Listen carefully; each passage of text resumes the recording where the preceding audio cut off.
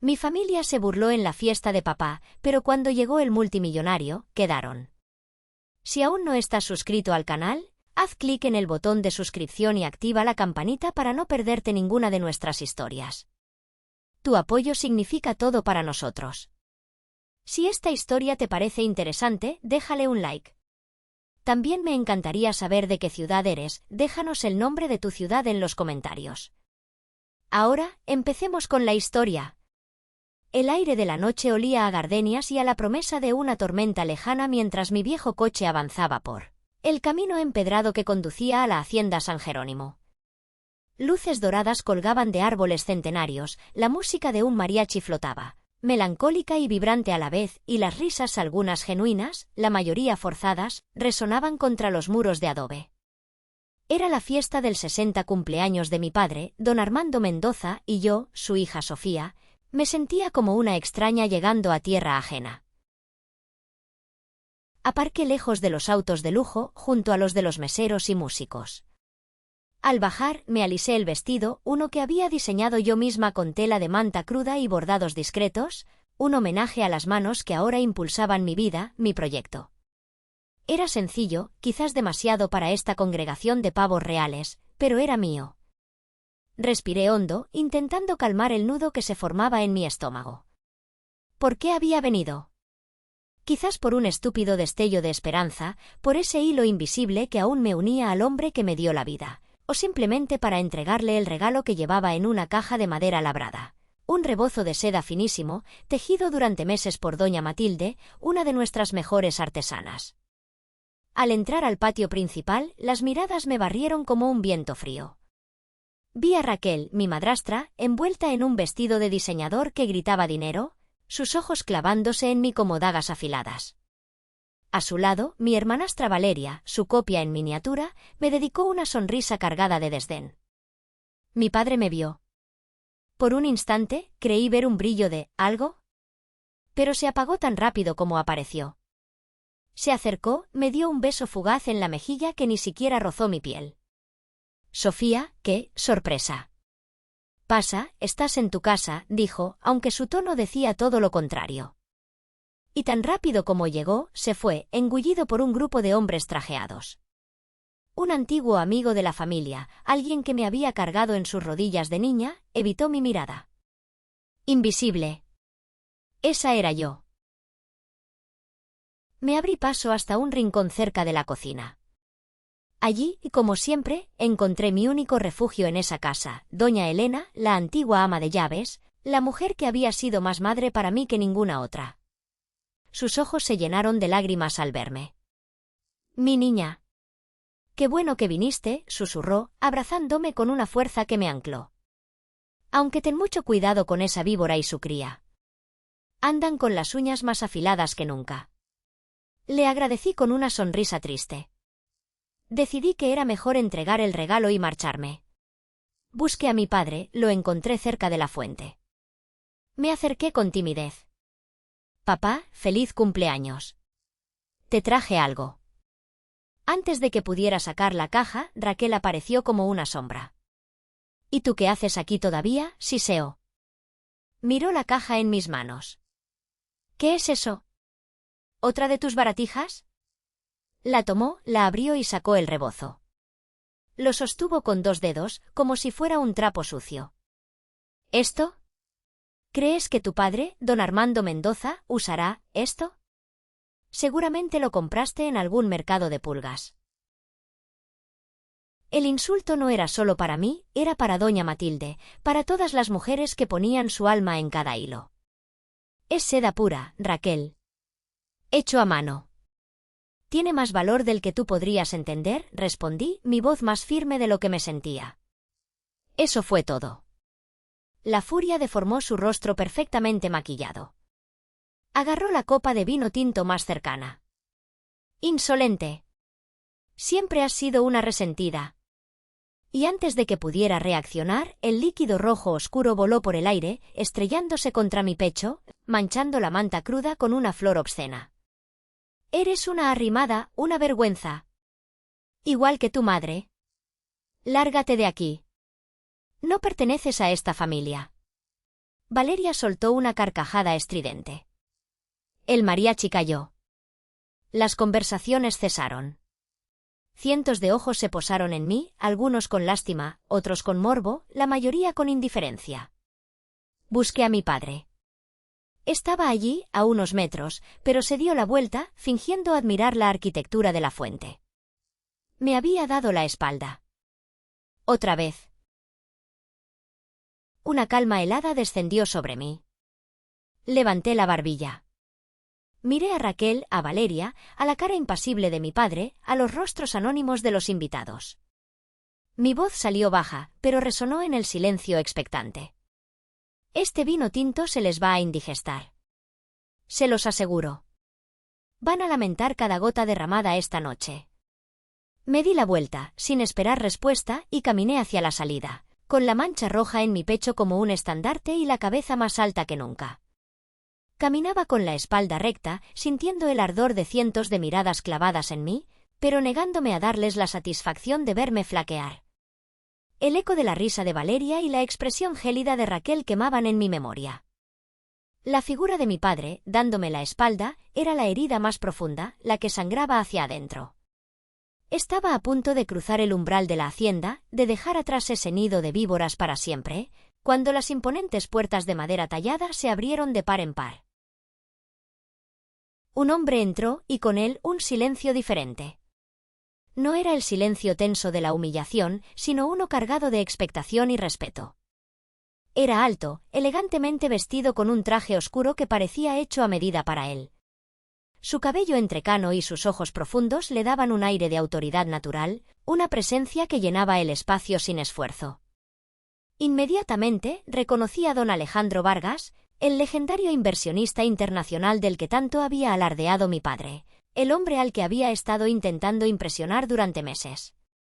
Don Armando y Raquel corrieron a recibirlo, sus sonrisas tan falsas como las joyas que ella ostentaba. «Don Alejandro». «¡Qué honor!». «Bienvenido, bienvenido a nuestra humilde morada», balbuceó mi padre. Pero don Alejandro apenas los miró. Sus ojos recorrieron el patio, deteniéndose por un instante en el desorden cerca de la fuente, y luego, con una precisión casi magnética, me encontraron. Vio mi vestido manchado, la barbilla levantada, la tormenta contenida en mi mirada. Y entonces, para asombro de todos, ignoró por completo a sus anfitriones y caminó directamente hacia mí.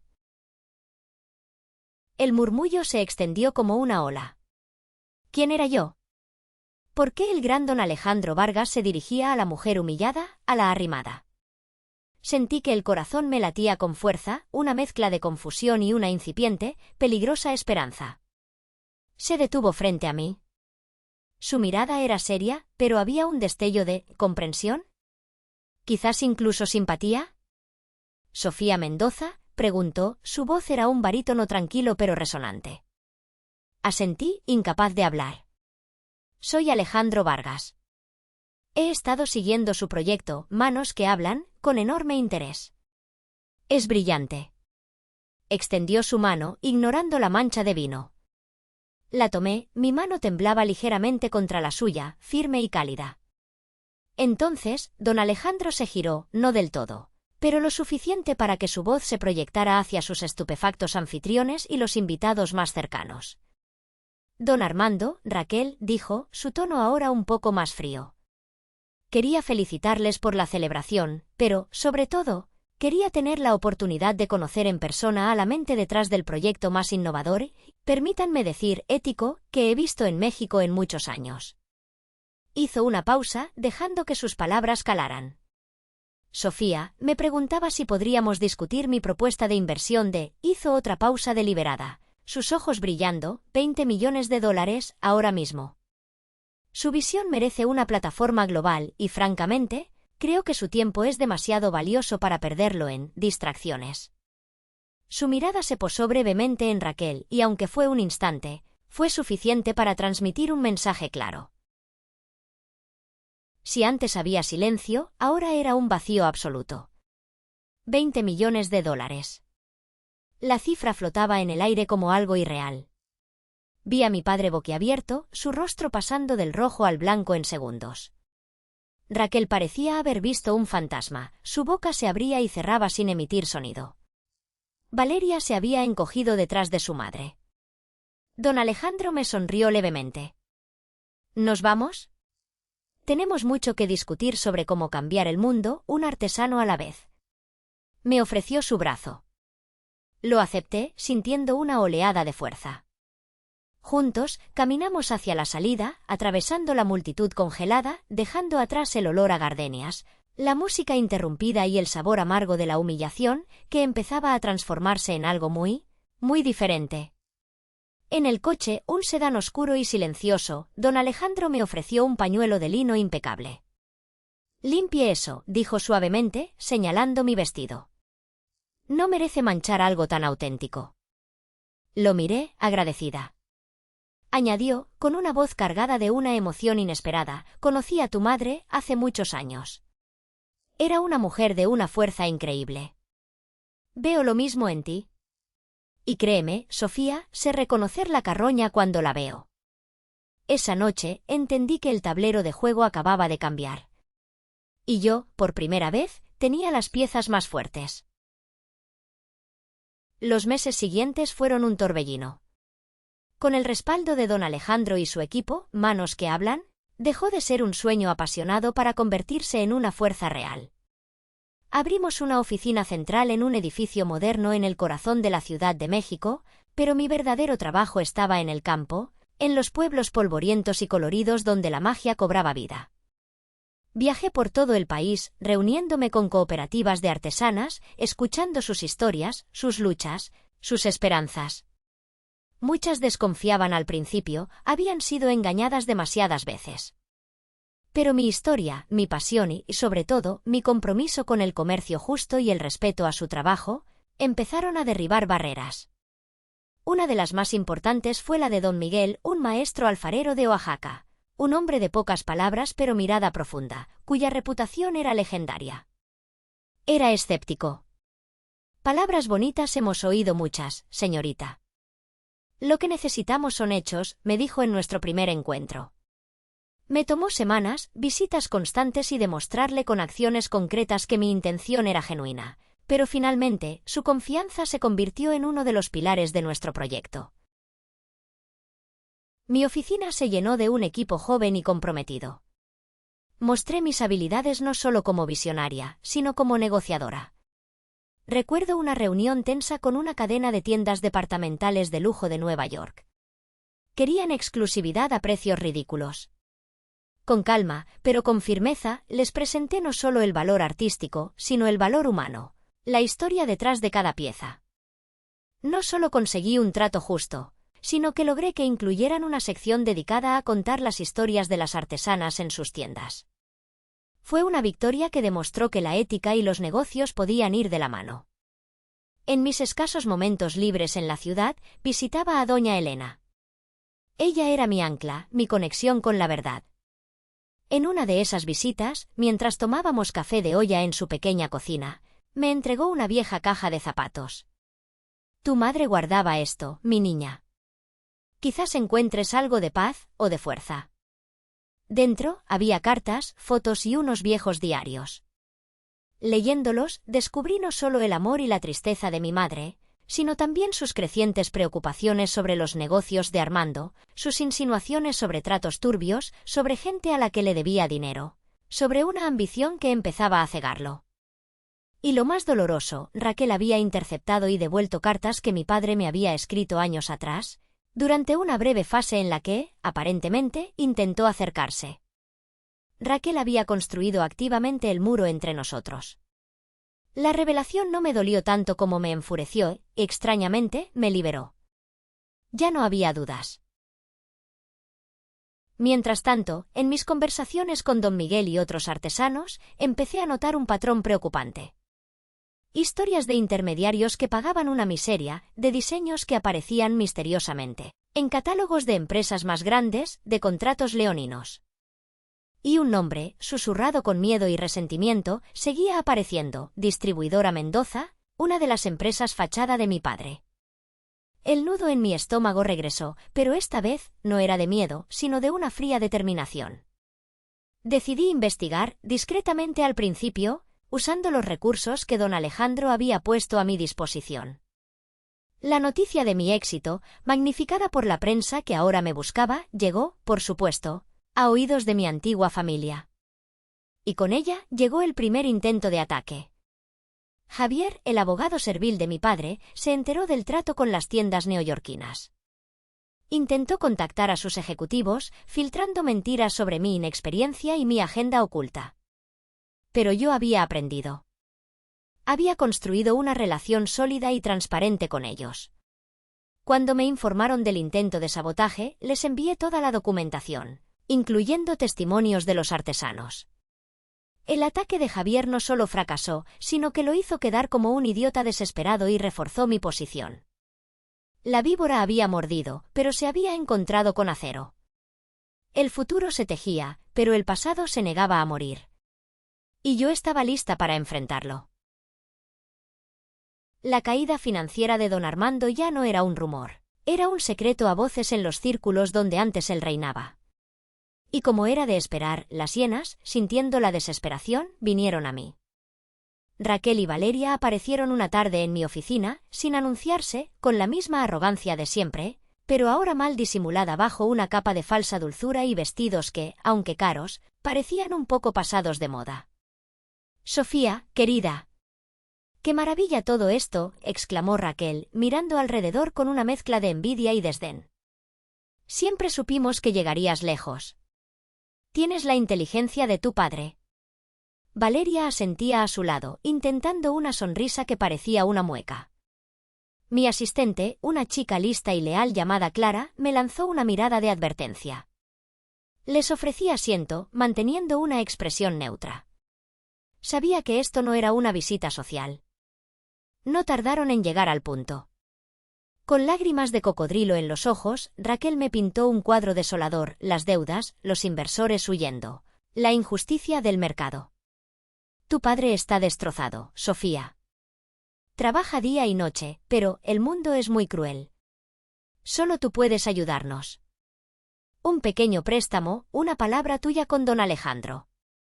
Después de todo, es tu padre, sangre de tu sangre. Tienes que salvar el legado familiar. Sentí una náusea helada. ¿Legado? ¿Qué legado? ¿El de la humillación, el de la explotación? Pero recordé las palabras de don Alejandro: a veces, la mejor defensa es dejar que el enemigo se exponga solo. Decidí jugar su juego. ¿Salvarlo?, pregunté, fingiendo una gravedad que no sentía. Es una situación muy seria, por lo que veo. ¿Cómo exactamente? ¿Qué es lo que está pasando? Necesito entender todos los detalles para saber si puedo hacer algo. Discretamente, activé la grabadora de mi teléfono sobre la mesa, debajo de unos papeles. Y ellas cayeron. Desesperadas, empezaron a hablar, a quejarse, a justificarse. Entre lamentos y acusaciones a terceros, dejaron caer detalles: deudas impagables, maniobras contables dudosas, la presión de ciertos socios poco recomendables. No era una confesión completa, pero era suficiente. Era un tapiz de mentiras y medias verdades que, para un oído atento, revelaba mucho. Cuando terminaron su actuación, las miré fijamente. Entiendo la gravedad. Y como dije antes, estoy dispuesta a considerar ayudar, pero mi condición sigue en pie. Necesito una disculpa pública y completa de tu parte, Raquel, y de tu padre. En vídeo. Pero ahora añado algo más: don Armando debe también confesar públicamente sus errores empresariales pasados, como señal de buena fe. Sus rostros se contrajeron. Sabían que era una petición imposible. Era mi forma de decir no sin decirlo, y mientras tanto, tenía su desesperación grabada. Se fueron echando chispas, lanzando insultos velados. Pocos días después, llegó la llamada de Javier. El tono ya no era de súplica, sino de amenaza. Señorita Mendoza, lamento informarle que si no coopera, nos veremos obligados a iniciar acciones legales. Tenemos pruebas de que usted ha utilizado contactos e ideas que originalmente eran de su padre para construir su empresa. Es difamación, es competencia desleal. Con calma, le respondí, abogado, le sugiero que tenga cuidado con sus acusaciones infundadas. Por cierto, tengo una grabación muy interesante de mi madrastra detallando ciertas presiones y maniobras en la empresa de mi padre. Y mi propia investigación sobre sus prácticas comerciales, especialmente con los artesanos, está muy avanzada. ¿Está seguro de que quiere abrir esa caja de Pandora? Hubo un largo silencio al otro lado de la línea. Luego, un carraspeo. Debo consultar con mi cliente. Colgó abruptamente. Sabía que había ganado esa batalla. La estocada final llegó inesperadamente. Javier, en un movimiento torpe, intentó presionar a don Miguel, el alfarero. Le ofreció dinero, le amenazó veladamente, todo para que firmara una declaración falsa contra mí. Don Miguel, un hombre íntegro, no solo lo echó de su taller, sino que me llamó inmediatamente y me dijo: «Señorita Sofía, esta gente no tiene alma. Es hora de que el mundo sepa la verdad». Al día siguiente, tenía en mis manos copias de recibos falsos, contratos abusivos y cartas amenazantes firmadas por la distribuidora Mendoza. La trampa se había cerrado. Y no era yo quien estaba dentro. Con las pruebas de don Miguel en mis manos, sumadas a la investigación de mi equipo y los documentos que doña Elena me había confiado, el rompecabezas estaba completo. El legado de mi padre no era más que una fachada construida sobre la explotación y el engaño. Don Alejandro, al revisar la evidencia, asintió con gravedad. «Es peor de lo que imaginaba, Sofía. Pero ahora tienes el poder de hacer justicia. La decisión es tuya». Sabía que debía actuar, pero no con la furia ciega de Raquel, sino con la precisión de un cirujano. El primer movimiento vino de ellos. Raquel, en un último y patético intento de salvarse, contactó a un conocido columnista de chismes, alimentándolo con una historia lacrimógena sobre la hija desagradecida que abandonó a su padre enfermo y robó sus ideas. Pero yo estaba preparada. Gracias a don Alejandro, había cultivado relaciones con periodistas serios, gente que valoraba la verdad. Antes de que el artículo del tabloide pudiera causar daño real, concedí una entrevista exclusiva a una de las revistas de negocios más respetadas del país. Me senté frente a la periodista, no como una víctima, sino como una empresaria, y conté mi historia.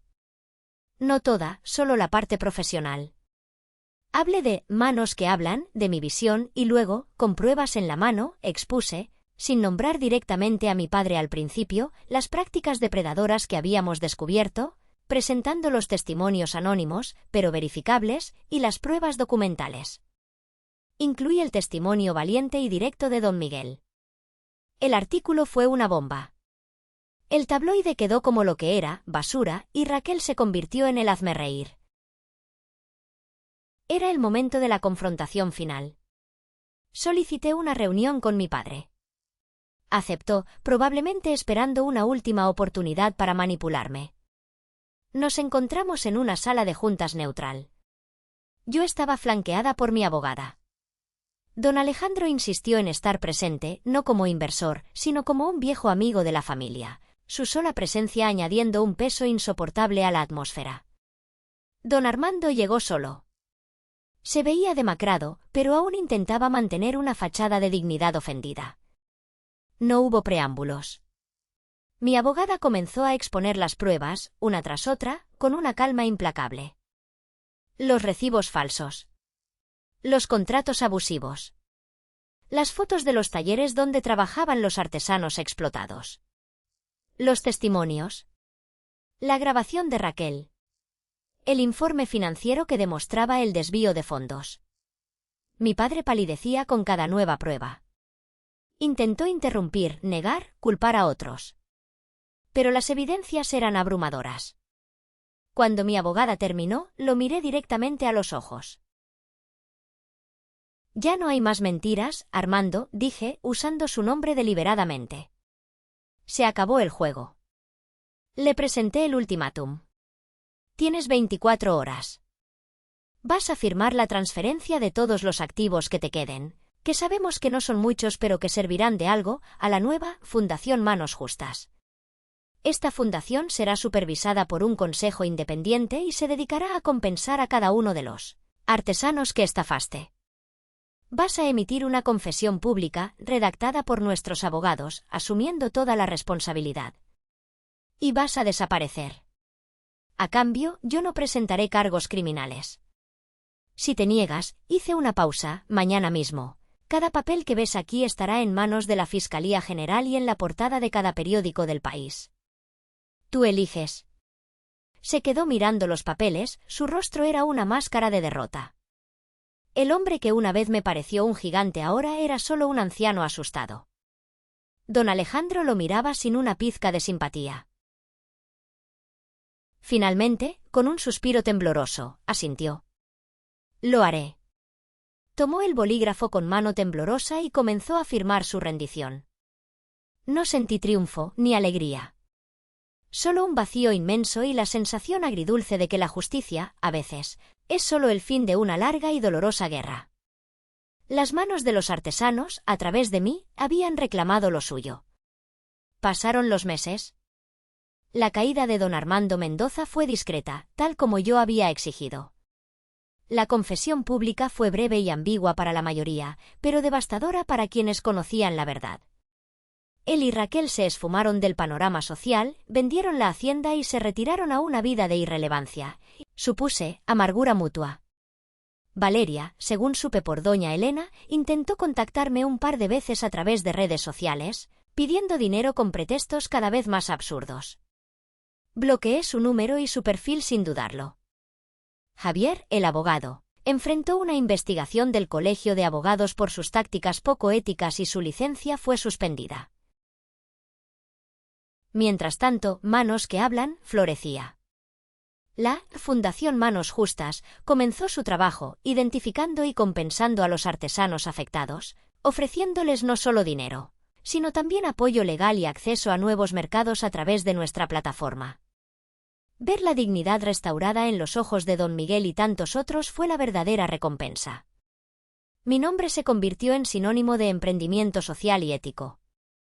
Recibí premios, di conferencias, viajé por el mundo, siempre llevando conmigo las historias y los colores de México. Doña Elena era mi visitante más frecuente. Lloraba de alegría cada vez que veía un nuevo logro, cada vez que un nuevo grupo de artesanas se unía a nosotros. Tu madre te estaría viendo con tanto orgullo, mi niña. Has honrado su memoria de la mejor manera, me decía, y sus palabras eran un bálsamo. Una noche lluviosa, alguien llamó a la puerta de mi apartamento. No esperaba a nadie. Al abrir, me encontré con la figura encogida de Armando.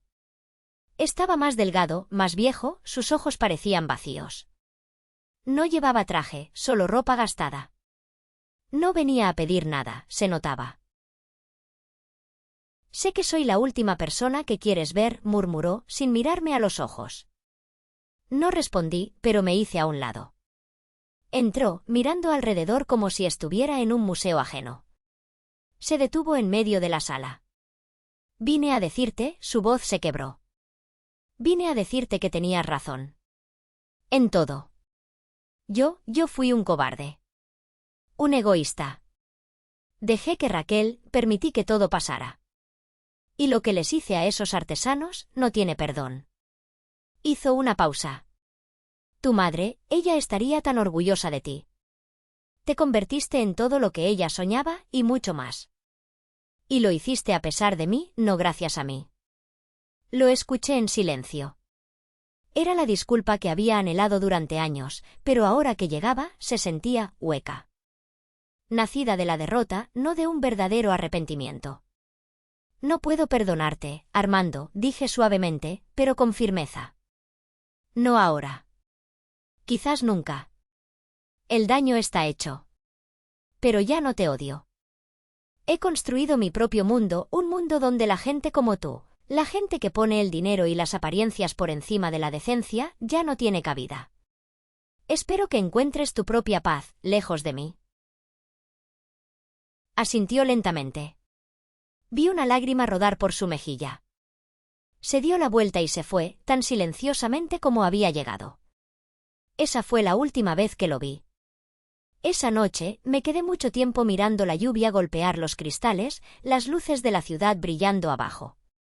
Don Alejandro me había llamado esa tarde para felicitarme por un nuevo acuerdo internacional. Era un mentor increíble, un amigo leal, pero manteníamos una distancia profesional respetuosa. Me di cuenta de que, aunque estaba rodeada de gente que me apreciaba, había construido murallas altas a mi alrededor. Dicen que la venganza es dulce, pensé, o quizás lo dije en voz alta al silencio de mi apartamento. Pero yo no busqué venganza, busqué justicia. Y la justicia, a veces, sabe a ceniza. Destruyeron mi pasado, pero no pudieron robarme el futuro. Aprendí a construir murallas, no solo para protegerme, sino para levantar a otros. La confianza es un lujo que aún estoy aprendiendo a permitirme. Tomé un rebozo de mi colección, uno tejido con hilos de sol y noche, y lo pasé por mis hombros. Sentí el abrazo cálido de miles de manos. Pero la libertad sabe a tierra mojada después de la tormenta, sabe a hilo teñido con sol, sabe a las manos que, por fin, pueden hablar por sí mismas. Y eso, quizás, es más dulce que cualquier venganza. Miré hacia el horizonte. Fuerte. Independiente. Con las cicatrices visibles, pero dueña, por fin, de mi propio destino. La historia de Sofía Mendoza concluye con un giro espectacular, cuando sale de la fiesta del 60 cumpleaños de su padre, no humillada por el vino que le arrojó su madrastra, sino con la cabeza en alto y una inversión de $20 millones del multimillonario Alejandro Vargas. Su valentía para proteger a los artesanos le permitió desmantelar el imperio de explotación de su propio padre. Sin embargo, la ironía del destino es que el patrón de mujeres llamada Sofía, despreciadas por su familia en la fiesta de 60 años de su padre, parece no terminar ahí. Y la coincidencia aún más fascinante es que ambas son respaldadas por un magnate que casualmente lleva el apellido Vargas. Dejando atrás la hacienda San Jerónimo, pasemos a otra lujosa fiesta de cumpleaños en el Club El Dorado. Allí, a otra Sofía su hermanastro le prohíbe rotundamente asistir al evento familiar. Pero en lugar de ser una emprendedora social, esta Sofía es la elusiva CEO dueña de la tecnología de baterías del futuro. La única persona capaz de salvar a la empresa energética de su padre de la inminente bancarrota. Pasemos a la siguiente historia para descubrir cómo, cuando el poderoso magnate Leopoldo Vargas entra y la llama por su nombre, aquellos que alguna vez la insultaron tendrán que enfrentar la peor de las humillaciones. Mi linaje me prohibió la fiesta de papá, pero el mayor acreedor de su imperio se inclinó ante mí. Si aún no estás suscrito al canal, haz clic en el botón de suscripción y activa la campanita para no perderte ninguna de nuestras historias. Tu apoyo significa todo para nosotros. Si esta historia te parece interesante, déjale un like. También me encantaría saber de qué ciudad eres, déjanos el nombre de tu ciudad en los comentarios. Ahora, empecemos con la historia. Ni se te ocurra poner un pie en la fiesta de los 60 de papá en El Dorado, Sofía. Sería un escándalo. Vas a avergonzarnos a todos, ¿entiendes? Si te veo, juro que haré que te saquen. La pantalla de mi teléfono iluminó mi rostro en la penumbra de mi oficina. El mensaje de Carlos, mi hermanastro, quemaba como una herida fresca en mi pecho, cada palabra un dardo envenenado que conocía bien. Típico de Carlos Reyes, el hijo perfecto, el guardián autoproclamado de la intachable imagen familiar. Su voz resonaba en mi mente, cargada de esa soberbia que me había asfixiado durante años. La fiesta de cumpleaños de Ricardo Reyes, mi padre, se celebraba en el prestigioso Club de Campo El Dorado, el epicentro de la alta sociedad mexicana.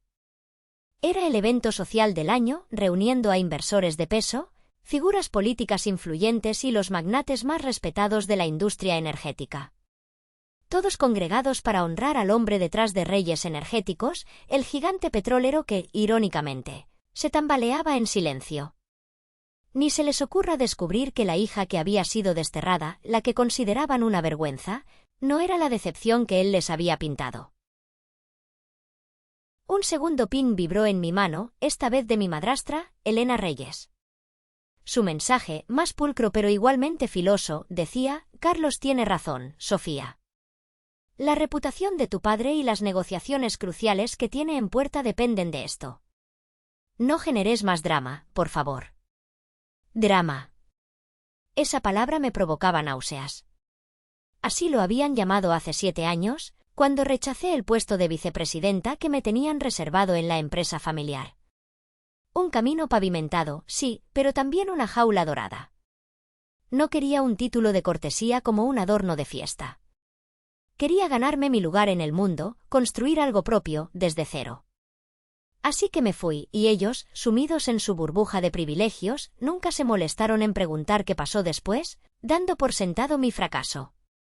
En el corazón de mi oficina, bajo la luz del sol que se filtraba por el ventanal, un galardón brillaba con discreción, visionaria tecnológica del año menor de 35, de la revista Forbes México.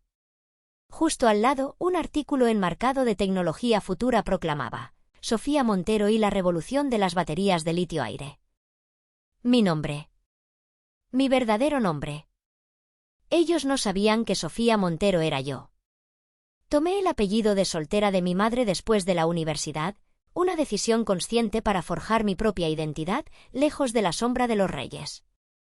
Y mientras ellos se ocupaban de burlarse de mi fase rebelde, de mi supuesta irresponsabilidad, yo estaba recluida en un laboratorio, desvelándome noche tras noche, diseñando la tecnología de baterías de litio-aire de alta densidad que cambiaría el sector energético para siempre. La misma tecnología que Reyes Energéticos estaba desesperada por licenciar, rogando por ella, solo para sobrevivir a la inminente caída que sus negocios obsoletos les prometían. La ironía no se me escapaba. Mi teléfono se iluminó de nuevo, interrumpiendo mis pensamientos.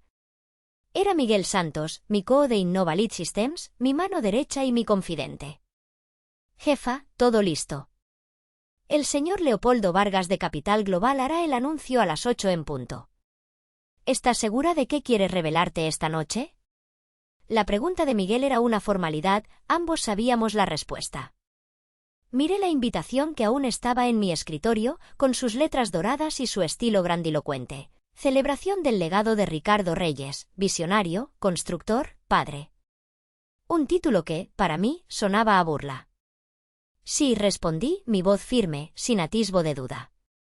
Es el momento perfecto para que el mundo vea cómo la inercia y la ceguera de una familia pueden ser su propia perdición.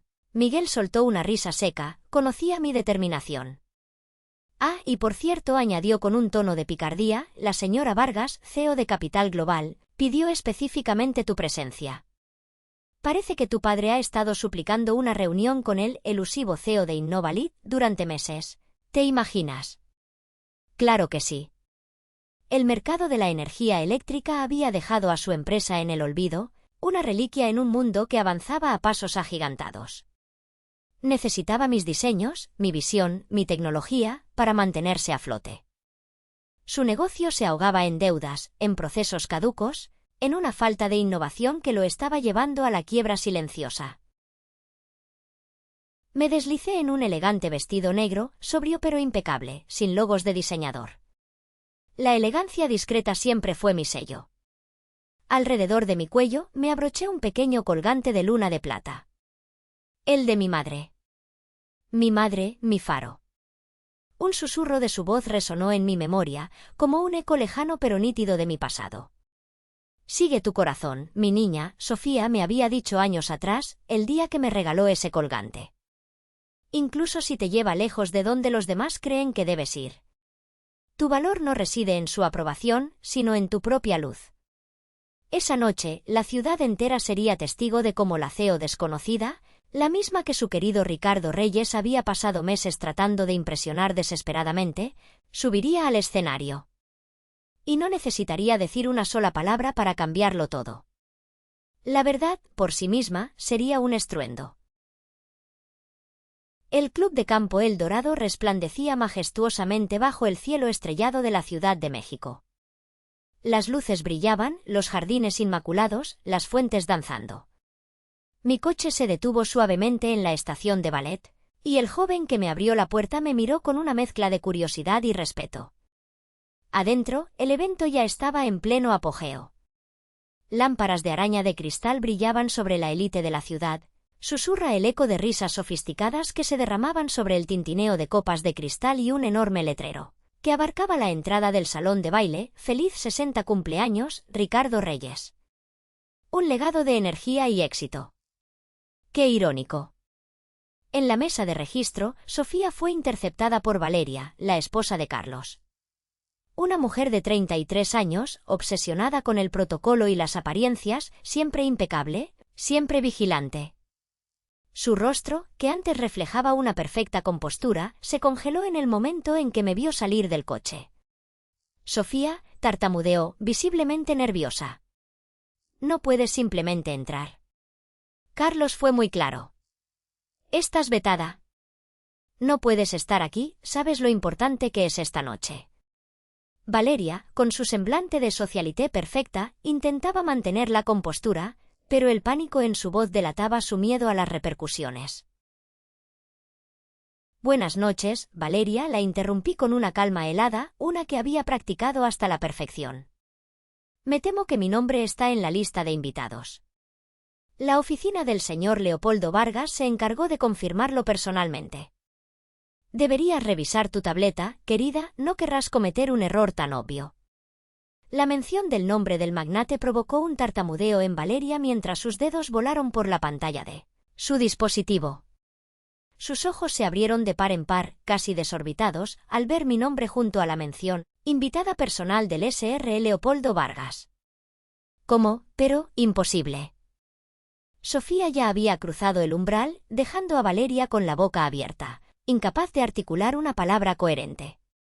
El club era un eco perturbador de mi pasado. Los mismos suelos de mármol pulido, donde alguna vez tropecé de niña, las mismas risas forzadas, que siempre me habían sonado a hueco, el mismo aire denso de competencia velada y apariencias que me había asfixiado durante años. Era el mundo que yo había abandonado y me percaté de que, en esencia, no había cambiado ni un ápice. Pude ver a Elena cerca de la barra, su voz aguda y chirriante mientras presumía un ostentoso brazalete de diamantes.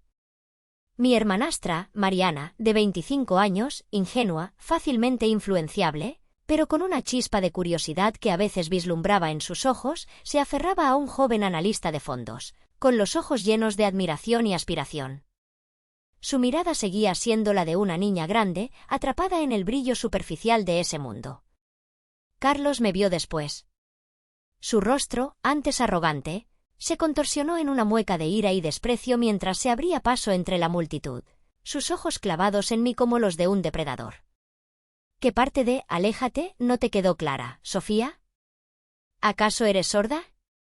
Te daré 60 segundos para irte, o haré que la seguridad te humille frente a todos. ¡Qué oso, no te expongas a ti misma! Su furia desmedida, su intento patético de intimidación, era casi cómica para mí ahora. Mantuve la calma, incluso una sonrisa, mientras levantaba mi muñeca para mirar mi reloj de pulsera, un gesto calculadamente teatral. «Qué gusto verte también, Carlos», dije con una voz suave, pero con una frialdad que helaría la sangre de cualquiera. «La fiesta es preciosa. Pero me temo que soy yo quien te dará un ultimátum. En menos de 30 segundos, el señor Leopoldo Vargas hará su entrada estelar.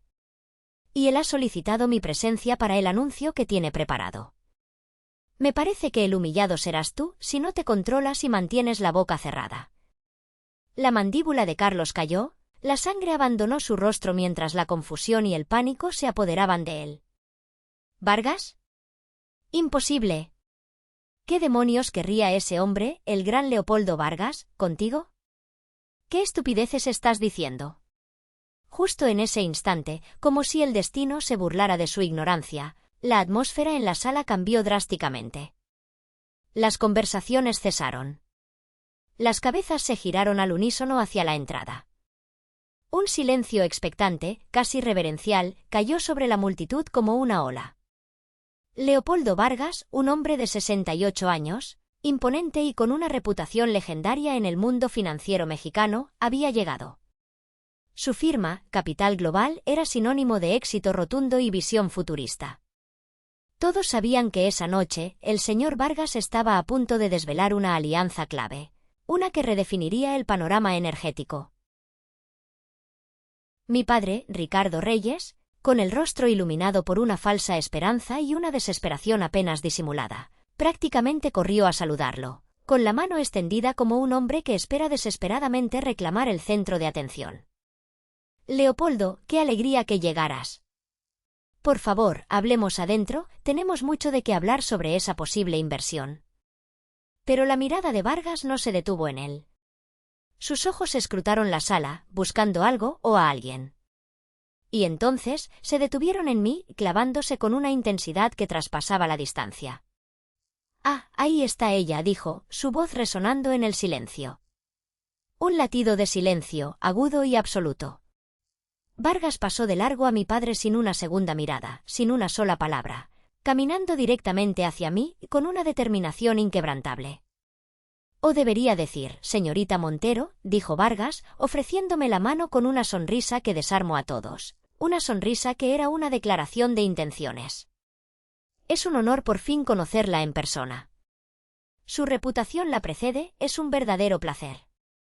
Se pudo haber escuchado estallar una burbuja de champaña en medio de ese silencio sepulcral. La copa de Elena se tambaleó en su mano, chocando contra su brazalete de diamantes.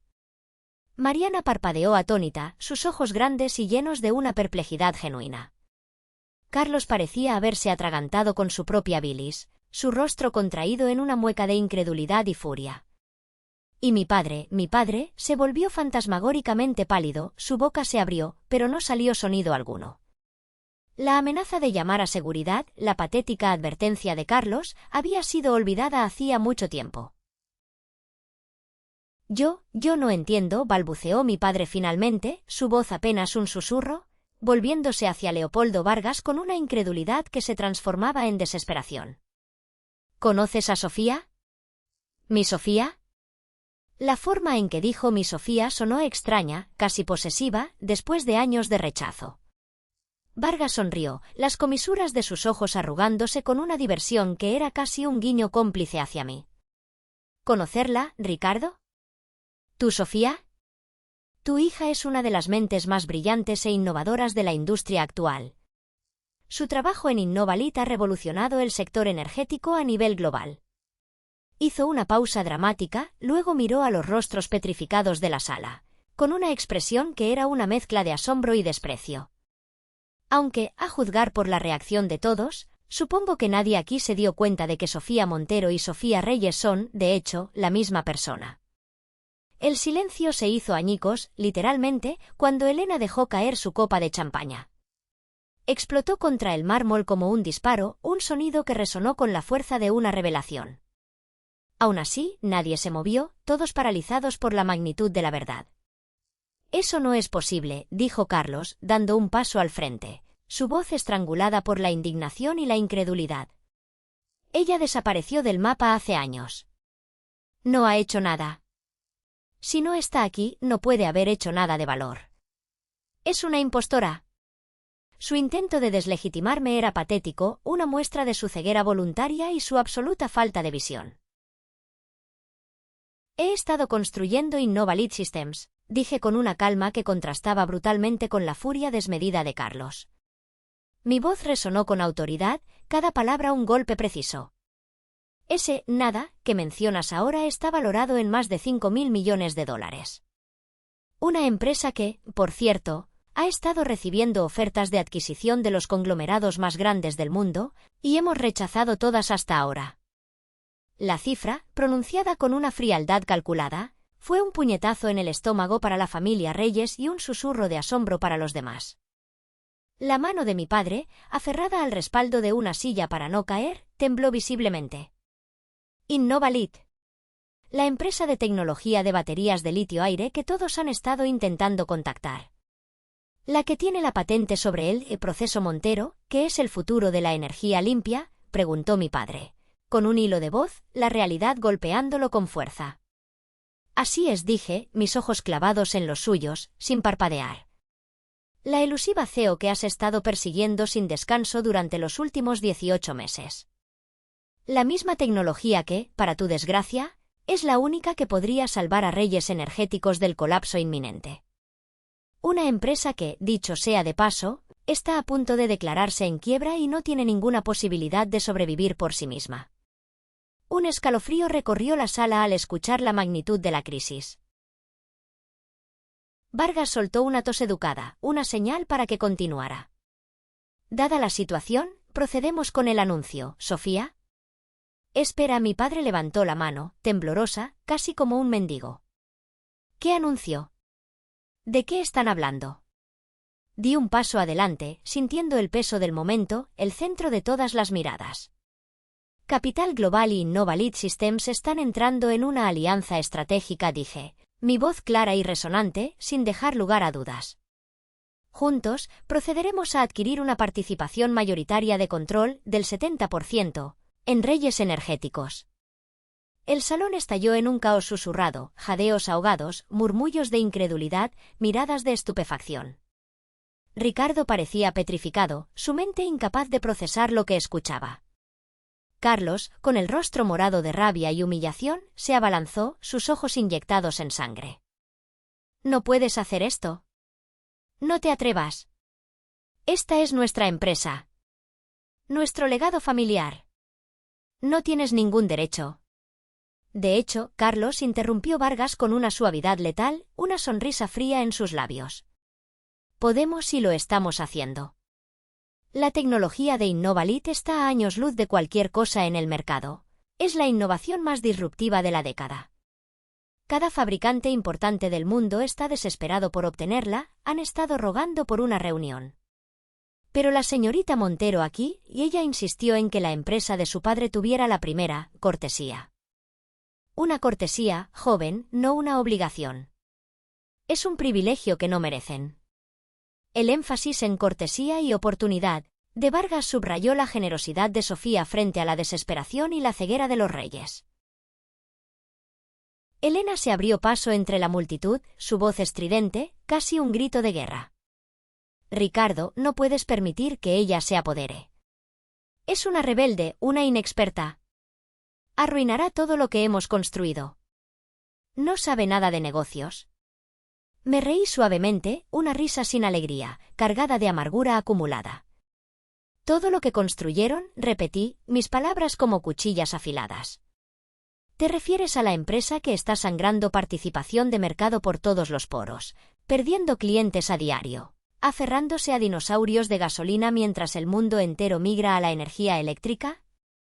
La empresa que tiene acumulada una deuda monumental de casi $200 millones con sus proveedores y bancos, y que está a pocos meses, si no semanas, de la bancarrota total. Esa construcción que defienden está podrida por dentro, ¿no lo ven? La fachada estoica de mi padre finalmente se resquebrajó. Años de distancia y silencio parpadearon en sus ojos, mezclados con una punzada de dolor y comprensión. Sofía, por favor, podemos hablar de esto, ¿sí? No tiene por qué ser así. Di un paso más cerca de él, mi voz baja, casi un susurro, pero cargada de una autoridad inquebrantable que no admitía réplicas. ¿Ahora quieres hablar?, pregunté, la ironía perforando cada sílaba. Hace 7 años te rogué que escucharas. Te advertí que el futuro era eléctrico, que el petróleo era cosa del pasado. Tú me dijiste que mis ideas eran dibujitos de niña, que dejara de jugar a la ingeniera y me enfocara en negocios de verdad. Cuando te traje mis primeros prototipos, hechos con mis propias manos y mi propio dinero, Carlos se burló de ellos, los llamó garabatos bonitos y me humilló frente a tus socios. Y cuando me fui para fundar Innovalit, Elena me llamó irresponsable, una desertora, una ingrata que abandonaba sus responsabilidades familiares. ¿Y ahora quieren hablar? Me erguí, mi figura imponente ante ellos. Pues bien, no me he ido, a pesar de sus deseos. He construido algo que importa, algo que el mundo necesita, algo que vale miles de millones. Y estoy aquí para salvar a la empresa que nunca consideró que yo valía la pena escuchar. Leopoldo Vargas se mantuvo en silencio, observando con atención cómo la farsa de la familia Reyes se desmoronaba en tiempo real. La soberbia, la negación obstinada y el resentimiento largamente enterrado, todo se revelaba ante sus ojos expertos. El momento de hablar era hace 7 años, dije con una calma que desarmaba, mis ojos fijos en los de mi padre. Ahora mismo, se trata de salvar lo que queda de Reyes Energéticos. Y créeme, Ricardo, no queda mucho. Cada día que pasa, las deudas se acumulan y el valor de lo que construiste se desintegra. Dejé que el silencio pesara, el aire denso con la verdad. Necesitas la tecnología de Innovalit para sobrevivir, para no caer en la ruina absoluta. Y te la estoy ofreciendo. La única pregunta es, ¿puedes aceptar que la hija que desterraste, la que despreciaste, es ahora tu única y última salvación? Mariana, que hasta ahora había estado en segundo plano, sumida en su propio mundo de confusión, se atrevió a hablar, su voz incierta y temblorosa. Pero, Sofía, todas esas veces que te invitamos a las reuniones familiares, a las cenas, y siempre decías que estabas ocupada. Estaba ocupada, Mariana, respondí con un suspiro, sin rencor, pero con una punzada de dolor por la incomprensión. Construir una empresa de este calibre, desde cero, exige tiempo, sacrificio. Horas incontables de trabajo, de sueños, de fracasos y de victorias. No era estar ocupada, por diversión, era forjar un futuro. Pero nadie se molestó en preguntar qué estaba construyendo. Estaban todos demasiado seguros de que fracasaría, demasiado cómodos en su propia burbuja de éxito aparente, como para siquiera considerar la posibilidad de mi éxito. Siempre asumieron lo peor. Vargas sacó una carpeta de cuero impecable de su maletín y la colocó con solemnidad sobre la mesa. Su gesto era final. Los documentos están preparados, Ricardo dijo con autoridad. Innovalit Systems y Capital Global adquirirán conjuntamente una participación de control del 70% en Reyes Energéticos. Continué, mi voz inquebrantable, como el acero. Yo asumiré el cargo de CEO de Reyes Innovalit Industries. Implementaremos de inmediato nuestra hoja de ruta para vehículos eléctricos y baterías de litio-aire en todas las divisiones de la compañía. La producción en masa de las nuevas celdas comenzará en menos de 6 meses. Mi padre parecía aturdido, su mente luchando por procesar la magnitud de lo que estaba ocurriendo. ¿Y si me niego?, preguntó en voz baja, casi inaudible, una última muestra de resistencia desesperada. Entonces, Vargas y yo ofreceremos nuestra tecnología a tus competidores más feroces, Ricardo, dije sin dudar, mis palabras cortando el aire. Y créeme, estarán encantados de tomarla. Y Reyes Energéticos desaparecerá del mapa para siempre, llevándose consigo todo tu legado. Carlos, con un jadeo, agarró el brazo de su padre, su rostro un cuadro de pánico absoluto. Papá, no puedes hacer esto. Nuestra herencia. Es el fin. Silencio, Carlos, el grito de mi padre fue un rugido de dolor y desesperación, una voz que no le había escuchado en años. Cortó el aire como una cuchilla afilada. Todos se quedaron inmóviles, congelados en el tiempo. Luego, mi padre se volvió hacia mí. Realmente me miró, con una intensidad que no me había dedicado en años. La rigidez de su postura se desvaneció, reemplazada por una vulnerabilidad que nunca le había visto. La tecnología de las baterías. ¿Es realmente tuya, Sofía? ¿Toda tuya?, preguntó, su voz ahora un susurro tembloroso, cargado de una mezcla de asombro y arrepentimiento. Asentí y saqué mi teléfono, tocando la pantalla para mostrar la interfaz interna de Innovalit.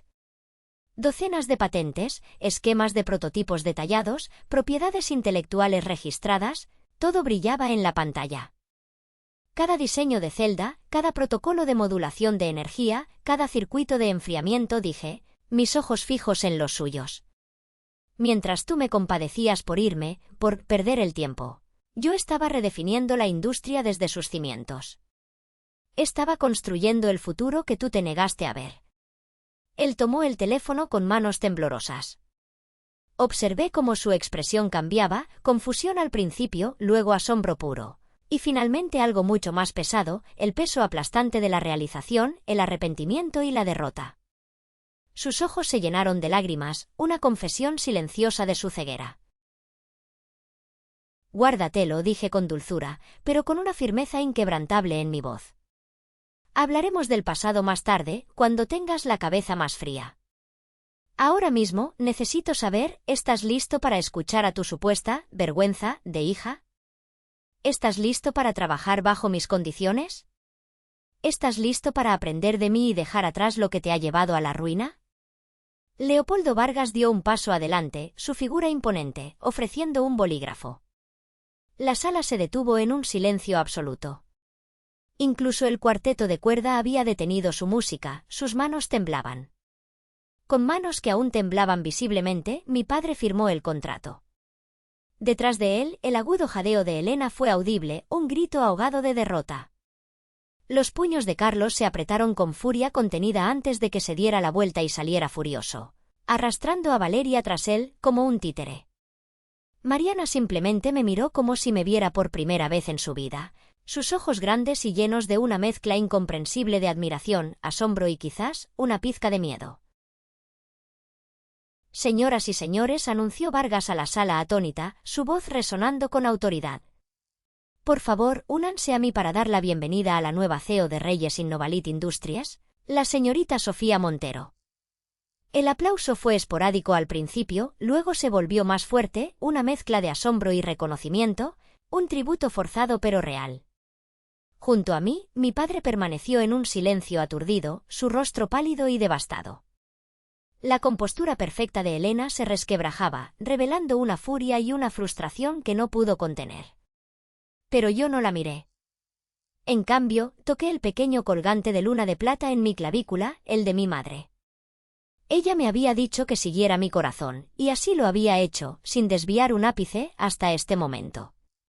Me había traído de regreso al punto de partida, no como la hija obediente y sumisa que una vez esperaron que fuera, sino como la mujer poderosa y visionaria que nunca vieron venir, la que siempre subestimaron. Más tarde esa noche, mientras la fiesta languidecía entre música suave y el ocasional tintineo de copas, me quedé sola en la terraza, observando las luces de la Ciudad de México parpadear en la distancia, como un millón de pequeños soles lejanos. La brisa nocturna acariciaba mi rostro, llevando consigo el murmullo lejano de la ciudad. Sentía una mezcla extraña de triunfo y melancolía. Mis pasos eran firmes, mi postura erguida.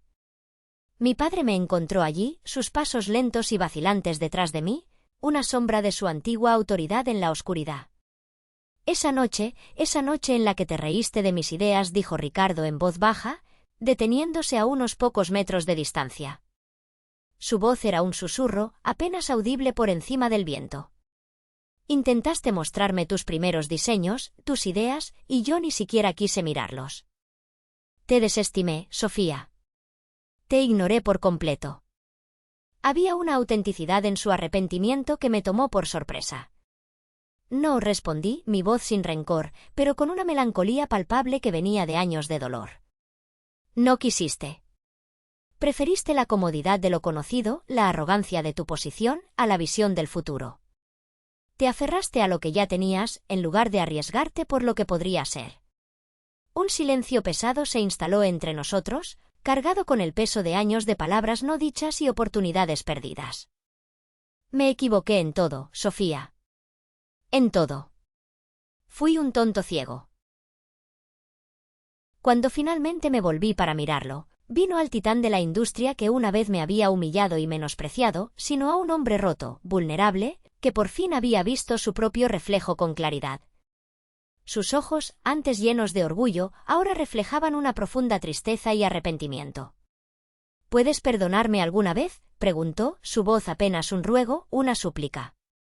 Miré hacia abajo, mis dedos rozando el pequeño colgante de luna de plata en mi cuello, el de mi madre.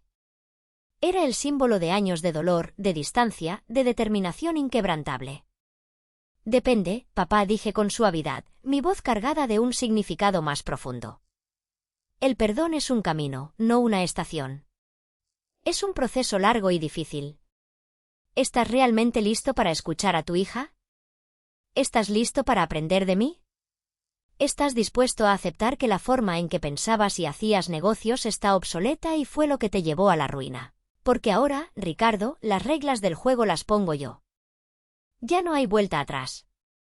Él me miró a los ojos, una mirada cargada de humildad, y asintió lentamente, soltando un suspiro tembloroso, un asentimiento lento y humilde que era una promesa. Enséñame, Sofía. Por favor, enséñame. Estoy listo para aprender. La relación entre nosotros quedó en un delicado equilibrio, Un nuevo comienzo forjado en la humildad y la necesidad, con la incertidumbre del futuro colgando en el aire. Sabía que la confianza no se reconstruye de la noche a la mañana, pero al menos había un primer paso. A la mañana siguiente, con el sol naciente tiñendo el cielo de naranja y rosa, atravesé las puertas de cristal de lo que alguna vez fue Reyes Energéticos. Un nuevo día, una nueva era. El nuevo logotipo sobre la entrada ahora decía, con orgullo y una promesa de futuro: Reyes Innovalit Industries. Una fusión, un renacimiento. Mientras caminaba por el corredor principal, pasé junto al antiguo eslogan de la empresa, aún montado en la pared con letras de acero brillante y ostentoso, impulsando el futuro de mañana. Una sonrisa irónica se dibujó en mis labios. En menos de una semana, ese eslogan vacío sería reemplazado por algo más verdadero, más significativo. La innovación corre en nuestra sangre. Ahora y siempre. La placa con el nombre de Carlos ya había sido retirada, un símbolo de su caída. Las pretenciosas instalaciones de arte de Elena, esas esculturas abstractas que nunca entendí y que solo servían para mostrar su supuesto buen gusto, habían desaparecido de las paredes, dejando solo la memoria de su vanidad. El espacio se sentía más ligero de alguna manera, como si el peso de años de mediocridad, orgullo ciego y una gestión ineficaz finalmente se hubiera levantado de sus cimientos. Este era un nuevo comienzo, y yo estaba decidida a que no se repitieran los errores del pasado. La transparencia, la innovación y el trabajo duro serían los nuevos pilares. En mi nueva oficina, la que antes fue la de mi padre, la luz del sol se filtraba por el gran ventanal, iluminando el escritorio de caoba. Allí, esperándome, había un paquete cuidadosamente envuelto. Lo abrí con delicadeza. Dentro, anidado en suave papel de seda, encontré un viejo y desgastado libro de texto de ingeniería. El de mi madre. Sus páginas estaban marcadas, dobladas, con anotaciones en los márgenes. Una nota adhesiva, ya amarillenta por el tiempo, marcaba una página cerca del final. Su letra, aún tan familiar, tan amorosa, después de tantos años, decía, para Sofía: ¿Quién cambiará el mundo a su manera? Nunca dudes de tu luz. Tu ingenio y tu corazón serán tu mayor legado. Y así lo había hecho. No con el permiso de mi padre, no con las alabanzas de mi familia, ni con el camino fácil. Lo hice con visión, con coraje indomable, con cada gramo de mi ser, y con el fuego silencioso de una hija que se negó a ser pequeña, a conformarse con las expectativas de otros. Una victoria forjada en mi propio camino, a mi propia manera, una que ellos nunca pudieron prever. Si has llegado hasta aquí en mi historia, te lo agradezco de corazón. Gracias por escuchar las partes que fueron demasiado dolorosas para decir en voz alta durante años. Me llamaron la decepción, me ignoraron en las reuniones de la junta, se rieron de mí en las cenas familiares, me trataron como un estorbo. Pero no permití que eso me definiera. Seguí construyendo, aprendiendo, empujando los límites de lo posible, incluso cuando nadie creía en mí, cuando la soledad era mi única compañera. Si alguna vez te has sentido menospreciada, desestimada o invisible por las personas que debieron apoyarte más, por tu propia sangre, espero que mi historia te recuerde algo fundamental: no necesitas permiso de nadie para convertirte en quien estás destinado a ser. Solo necesitas tu visión inquebrantable, tu convicción profunda y el coraje inmenso para dar un paso a la vez, para ir contra la corriente. Así que quiero escucharte. ¿Qué te hizo sentir esta historia? ¿Alguna vez estuviste en una habitación donde nadie vio tu verdadero valor hasta que fue demasiado tarde? ¿Te identificas con la sensación de ser subestimada? Deja un comentario aquí abajo. Los leeré todos, cada palabra tuya. Te lo prometo. Tus palabras importan. Tu voz importa. Y si también has tenido que recorrer tu camino sola, entonces quizás no estemos tan solas después de todo, ¿verdad? Y aquí está mi consejo, de alguien que lo vivió en carne propia y salió victoriosa: no esperes el reconocimiento. No lo busques en los ojos de quienes no te valoran. Construye de todos modos. Crece de todos modos. Persigue tus sueños sin importar las críticas. El aplauso puede llegar años después, o quizás nunca. Pero el legado que creas, la persona en la que te conviertes, esa es tuya para siempre. Apoya a quienes te rodean que se atreven a hacer las cosas de manera diferente, a los locos, a los rebeldes. Y si ves a alguien como yo en tu vida, trabajando en silencio, pasando desapercibido, aparentemente insignificante, echa un segundo y tercer vistazo. Podrían estar construyendo algo que cambie el mundo, una revolución en silencio. Porque a veces, la persona que el mundo subestima más es la que reescribe las reglas, la que redefine lo posible. Y para cualquiera que aún dude de sí mismo, que sienta que no es suficiente, que no es vista, que está a punto de rendirse, sigue adelante. No es demasiado tarde para empezar. No eres demasiado para este mundo.